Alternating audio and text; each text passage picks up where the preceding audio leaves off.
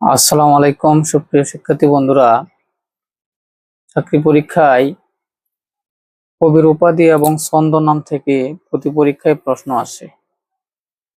তো কতগুলো গুরুত্বপূর্ণ কবির নাম এবং উপাধি নিয়ে তোমাদের মধ্যে হাজির হয়েছি। মীর মশাররফ হোসেনের ছদ্মনাম হচ্ছে গাজী মিয়া। মীর মশাররফ হোসেনের ছদ্মনাম হচ্ছে গাজী মিয়া। বিহারীলাল চক্রবর্তী ভোরের পাখি। বিহারীলাল চক্রবর্তী হচ্ছে ভোরের পাখি।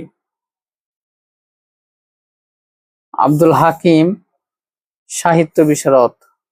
আব্দুল হাকিম সাহিত্য বিশারদ। তাহলে কাজী নজরুল ইসলামের ছদ্মনাম কি? তোমরা অবশ্যই কমেন্ট বক্সে জানাবে। আসসালামু আলাইকুম।